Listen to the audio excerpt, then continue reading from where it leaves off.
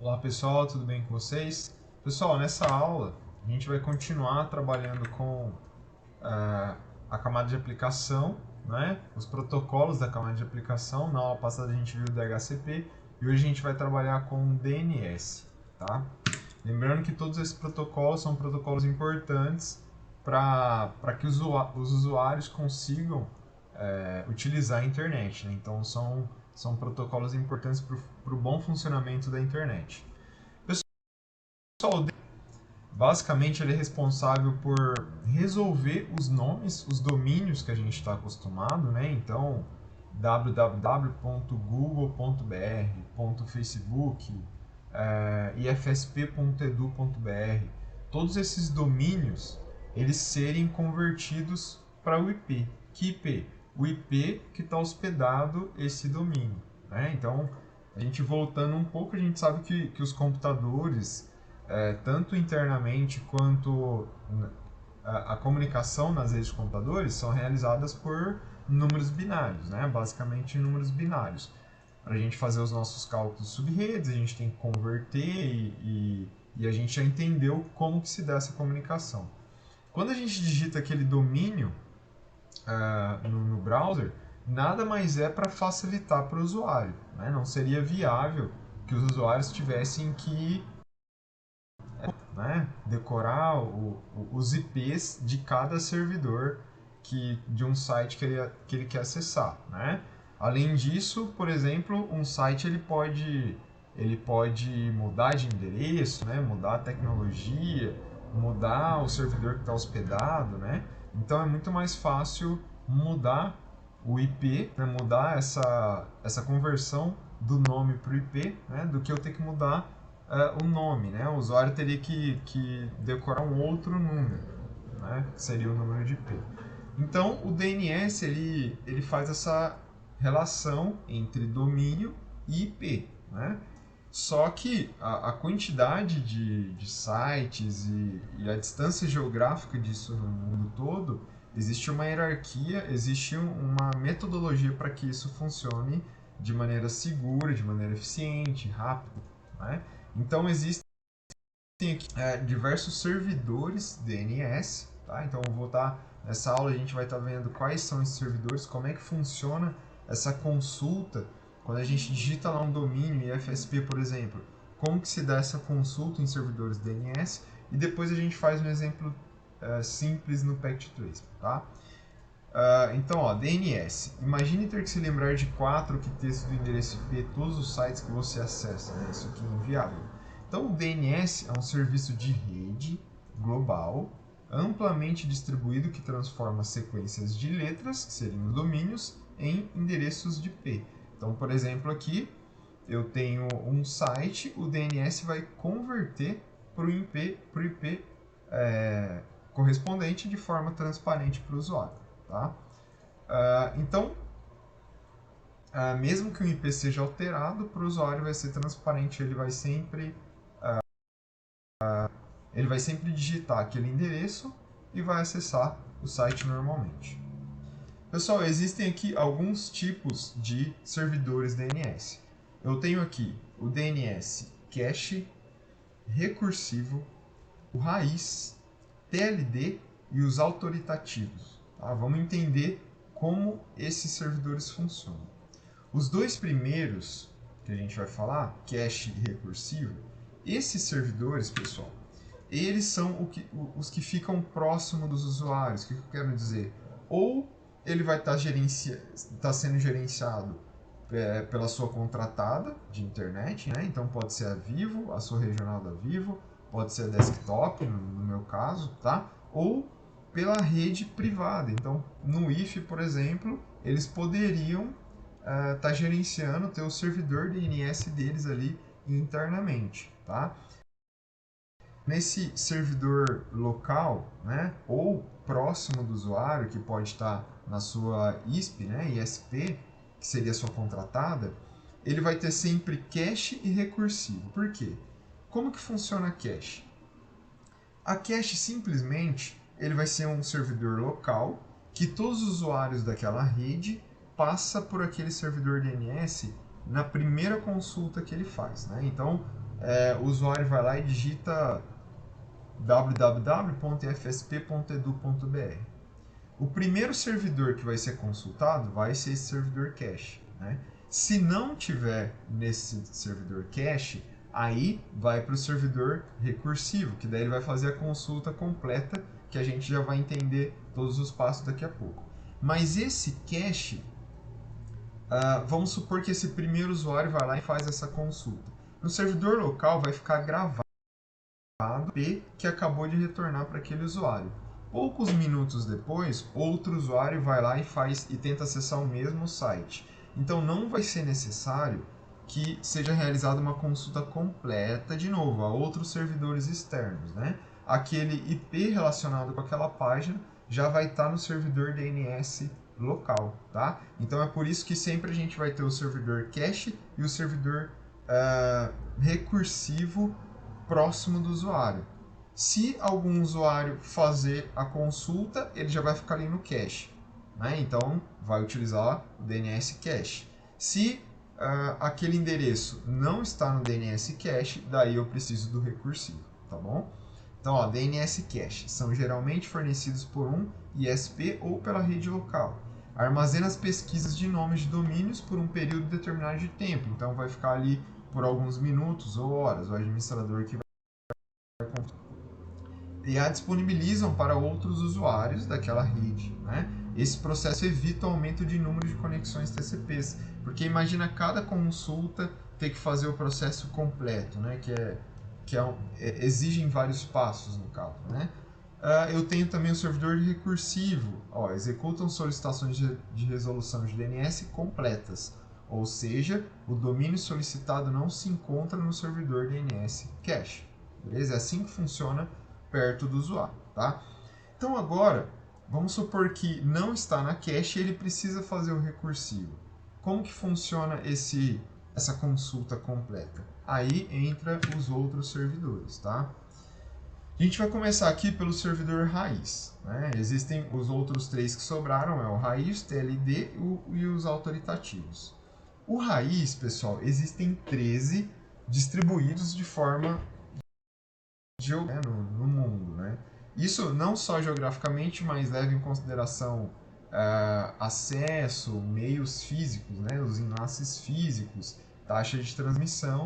Dessa forma é distribuído esses 13 servidores, tá? Toda essa distribuição, então, ó, ele é via Ncache. O que isso quer dizer? Ó? Técnica de roteamento de tráfego para destinos diferentes dependendo de fatores como localização, condicionamento ou integridade do link, né? Então, resumidamente, esses 13 servidores raiz DNS, eles estão distribuídos no mundo da melhor forma possível, tá? Lembrando que isso aqui não é físico, né? Esse servidor não é físico. Existem locais disponíveis para trabalhar como servidor raiz. Então, naquele momento, o que for o mais viável para trabalhar como servidor raiz, aquele servidor vai ser eleito servidor raiz naquele momento, naquele dia ou por um período, tá bom? Então, ó, eles direcionam as consultas para o servidor TLD adequado. Então, vamos lá. Passou pelo DNS cache local, não está lá a consulta, não existe nenhum cache daquela página que o usuário precisa acessar, ele vai para o servidor raiz, né? O servidor raiz mais próximo, o viável de ser acessado ali para aquele usuário. O servidor raiz ele vai direcionar para um servidor TLD. E o que é o servidor TLD? Ele vai existir para cada final do domínio. Então eu tenho .com, .br e assim por diante. Então eu tenho na verdade não é só um servidor, eu tenho alguns servidores TLD, por exemplo, para o .br, alguns servidores .com para o servidor TLD. Falei, tá? Pessoal, então aqui vocês perceberam que é uma hierarquia, né? Eu vou para o servidor raiz, o servidor raiz vai identificar o final do seu domínio e vai mandar para um servidor específico, tá? Esse servidor .br, por exemplo, ele vai direcionar para um autoritativo. E é no autoritativo que eu vou ter o IP específico para estar direcionando para para o servidor que realmente está hospedando aquela página, tá? Então, ó, topo do sistema hierárquico, no caso eu estou falando do top level DOM aqui, ó. Topo do sistema hierárquico de resolução de nomes DNS, responsável pela última parte do domínio, .com.br, por exemplo. Direciona as consultas para o servidor autoritativo adequado. Então, aqui no autoritativo seria a penúltima etapa ali para resolução de nome, né? Responsável pelas demais partes onde com o IP do servidor que hospeda a página web solicitada. Então, todo esse processo aqui é para a gente encontrar o IP do servidor que hospeda a página. Depois desse processo é que a solicitação vai direto para o servidor que está hospedado aquela página, beleza? Então, resumidamente, é assim que funciona uma resolução de nomes DNS, tá bom? O tipo de registro que está lá no servidor autoritativo também pode ser diferente. Eu vou citar 3 delas aqui. Registro A, por exemplo, ó, relaciona um determinado nome de um domínio com um IP. No caso, seria o mais simples, né? Uma tabela que vai relacionar o nome com o IP, né?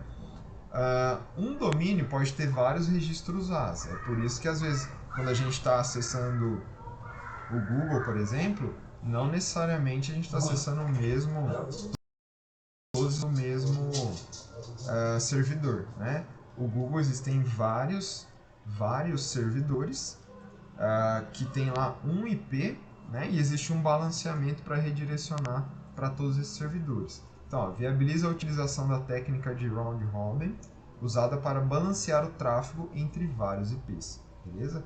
Depois eu tenho o quad A, que é semelhante aqui ao registro A, mas ele vai trabalhar com IPv6. E por último, o CNAME. O CNAME ele permite, por exemplo, que eu digite aqui, ó, microsoft.com e ele me direcione para www.microsoft.com. Então seria algumas alternativas de domínio para o mesmo IP, ok? Pessoal, vamos fazer um exemplo então disso aqui no Packet Tracer. Ó. Eu vou utilizar 2 servidores, tá? Um servidor vai ser o meu servidor web, tá? E o outro servidor vai ser um servidor DNS, tá bom? Então, qual que é a ideia? É que uma máquina aqui que eu vou colocar, eu coloque ali, configure o servidor DNS nessa máquina e ela consiga acessar esse servidor web aqui utilizando o domínio que eu vou adicionar aqui no registro do servidor DNS. Eu não vou acessar esse servidor web a partir do IP, tá bom? Esse servidor web aqui, vou deixar no nome dele o IP. Então, eu vou ter aqui, por exemplo, 10.0.0.254. Esse vai ser o IP do meu servidor web. E o meu servidor DNS vai ser 10.0.0.253. Tá? Então, olha só. Eu vou começar aqui pelo meu servidor DNS. E vou começar configurando o IP de forma estática. Tá? Então, vou colocar aqui, ó, 10.0.0.0.254. A máscara 255.0.0.0. Ok, por enquanto eu não vou colocar o servidor DNS, tá? E aqui, já vamos configurar o serviço web também. O serviço web, ele também fica aqui nessa aba Service. Se eu clicar aqui em HTTP, na verdade ele já vai aparecer aqui como primeira página. Ele já está ativo, ó. Tá on e HTTPS. E ele já tem uma página exemplo aqui pra gente. Eu posso criar o meu index HTML e adicionar aqui e acessar uma página específica, mas nesse caso, como é só um exemplo, eu vou deixar aqui para vocês, tá? Beleza, o meu servidor web tá ok. Agora o meu servidor DNS, eu vou aqui no Service, vou aqui no DNS e vou colocar o domínio que eu quero. Então, por exemplo, www.redes.com.br. Então, esse é o meu domínio. O tipo aqui, ó, vou deixar a primeira opção, a gente não precisa mexer aqui, tá? E aqui eu vou colocar o endereço relacionado, que eu quero relacionar com esse domínio. Então, vou colocar aqui, ó, 10.0.0 e o endereço do meu servidor web, ficou 4, tá? Depois disso, é só adicionar. Então, tá feito aqui a configuração do meu servidor DNS. Vou clicar no ON aqui para ativar o servidor DNS. E agora eu preciso configurar o IP desse servidor, né? Então, o IP vai ser 10.0.0.253. Ok? Beleza, o servidor DNS está configurado. Agora vamos fazer um teste. Eu vou colocar um PC. O primeiro teste que eu vou fazer vai ser tentar acessar esse servidor diretamente. Tá? Então tá aqui o servidor web. Eu vou configurar o IP desse PC, né? Para ele estar disponível na rede. Vou colocar o IP 10 aqui. Por enquanto não vou colocar servidor DNS. Eu vou tentar acessar a página aqui do meu servidor web utilizando o IP, tá? Gente, aqui em desktop, ó, eu vou em web browser 10.0.0.254. Ah lá, funcionou corretamente, acessou a nossa página que está hospedada aqui no servidor web, tá? Pessoal, agora a gente vai tentar utilizar o DNS acessando através do domínio, né? Então eu vou colocar aqui um switch e conectar todos os equipamentos com cabo direto.